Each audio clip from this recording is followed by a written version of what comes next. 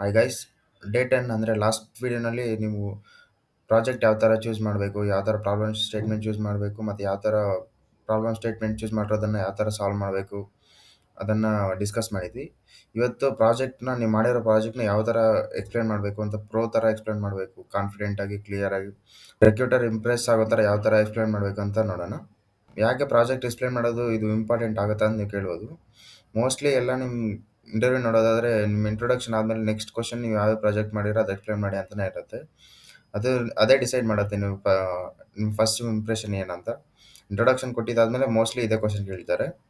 ಮತ್ತು ರೀಸೆಂಟಾಗಿ ನಮ್ಮ ಸೀನಿಯರ್ ಒಬ್ಬ ಇಂಟರ್ವ್ಯೂ ಅಟೆಂಡ್ ಮಾಡಿದ್ರು, ಅವ್ರು ಹೇಳಿದ್ದು ಎಕ್ಸ್ಪೀರಿಯನ್ಸ್ ಇದೆ. ಸೊ ಅವರು ಒಂದು ಸ್ಟೋರಿ ಥರ ಎಕ್ಸ್ಪ್ಲೇನ್ ಮಾಡಿದ್ರಂತೆ. ಸೊ ಅವ್ರು ಇಂಪ್ರೆಸ್ ಆದಂತ ಅವ್ರು ಹೇಳಿದರು, ಒಂದು ಸ್ಟೋರಿ ಥರ ಎಕ್ಸ್ಪ್ಲೇನ್ ಮಾಡಿದರೆ ಅವರು ನೀವು ಈ ಥರ ಎಲ್ಲೂ ಇಂಟರ್ವ್ಯೂ ಕೇಳಿಲ್ಲ, one of the best interview ಅಂತ ಹೇಳಿದ್ರು ಅವರು. ಸೊ ಇದೇ ಥರ ನೀವು ಒಂದು ಸ್ಟೋರಿ ಥರ ಎಕ್ಸ್ಪ್ಲೇನ್ ಮಾಡೋಕ್ಕೆ ಟ್ರೈ ಮಾಡಿ. ಮೋಸ್ಟ್ಲಿ ಎಲ್ಲರೂ ಸ್ಟೋರಿ ಲೈಕ್ ಮಾಡ್ತಾರೆ. ಸೊ ಸ್ಟೋರಿ ಥರ ಎಕ್ಸ್ಪ್ಲೇನ್ ಮಾಡಿದ್ರೆ ರಿಕ್ರೂಟರ್ನು ಸಹ ಇಂಪ್ರೆಸ್ ಆಗ್ತಾರೆ. ನಿಮ್ಮ ಪ್ರಾಜೆಕ್ಟ್ನ ಕ್ಲಿಯರಾಗಿ 3 ಸ್ಟೇಜಲ್ಲಿ ಹೆಂಗೆ ಎಕ್ಸ್ಪ್ಲೇನ್ ಮಾಡೋದು ಅಂತ ನೋಡಿದರೆ, ಫಸ್ಟ್ ಒನ್ ಬಂದುಬಿಟ್ಟು ವೈ, ಅಂದರೆ ನಿಮ್ಮ ಪ್ರಾಬ್ಲಮ್ ಸ್ಟೇಟ್ಮೆಂಟು ಯಾಕೆ ಚೂಸ್ ಮಾಡಿದ್ರಿ, ಅದೇ ಪ್ರಾಬ್ಲಮ್ ಸ್ಟೇಟ್ಮೆಂಟ್ ಯಾಕೆ ಚೂಸ್ ಮಾಡಿದ್ರಿ ಅಂತ ಎಕ್ಸ್ಪ್ಲೇನ್ ಮಾಡಿ. ಕಂಪ್ಲೀಟ್ಲಿ ನೀವು ಇದೇ ಪ್ರಾಬ್ಲಮ್ನ ಯಾಕೆ ಚೂಸ್ ಮಾಡಿ, ಬೇರೆ ತುಂಬ ಪ್ರಾಬ್ಲಮ್ಸ್ ಇರಬೇಕಾದ್ರೆ ಅಂತ.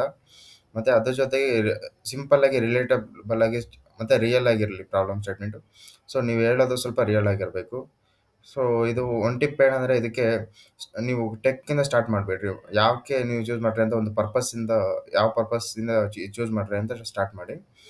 ಸ್ಟೇಜ್ 2ನಲ್ಲಿ ನೀವು ಸೊಲ್ಯೂಷನ್ ಹೆಂಗೆ ಮಾಡಿರ ಅಂತ ಎಕ್ಸ್ಪ್ಲೇನ್ ಮಾಡಿ.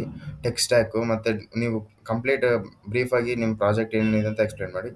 ಟೂಲ್ಸು, ಲ್ಯಾಂಗ್ವೇಜಸ್ಸು, ಫ್ರೇಮ್ವರ್ಕ್ಸ್ ಯಾವ ಯೂಸ್ ಮಾಡಿರ ಅಂತ ಎಕ್ಸ್ಪ್ಲೇನ್ ಮಾಡಿ. ಇದರಲ್ಲಿ ಟಿಪ್ ಏನಂದರೆ 2-3 ಸೆಂಟೆನ್ಸಲ್ಲಿ ಕಂಪ್ಲೀಟ್ ಮಾಡಿ ಎಲ್ಲ.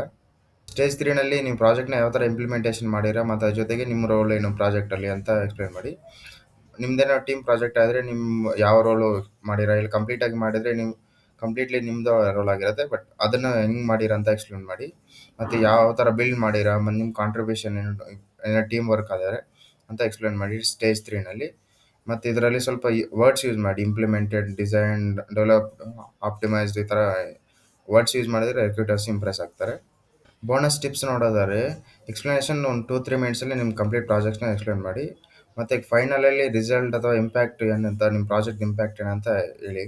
ಲೈಕ್ ಇದು 50 ಸ್ಟೂಡೆಂಟ್ಸ್ಗೆ ಹೆಲ್ಪ್ ಆಯಿತು, ನಾನು ಒಂದು ಆ್ಯಪ್ ಮಾಡಿದೆ, ಅದು 50 ಸ್ಟೂಡೆಂಟ್ಸ್ಗೆ ಇಲ್ಲ 20 ಸ್ಟೂಡೆಂಟ್ಸ್ಗೆ, what ever it may be, ನಿಮ್ಮದು ಪ್ರಾಜೆಕ್ಟು ರಿಯಾಲಿಟಿ ಎಕ್ಸ್ಪ್ಲೇನ್ ಮಾಡಿ. ಅದ್ರ ಜೊತೆಗೆ ನೀವು ಎಕ್ಸ್ಟ್ರಾ ಟೂಲ್ಸ್ ಏನಾದರೂ ಯೂಸ್ ಮಾಡಿದರೆ, ಫೈರ್ಬೇಸು, ಗಿಟಬ್ಬು, API ಈ ಥರ ಏನು ಯೂಸ್ ಮಾಡಿದರೆ ಅದು ಎಕ್ಸ್ಪ್ಲೇನ್ ಮಾಡಿ.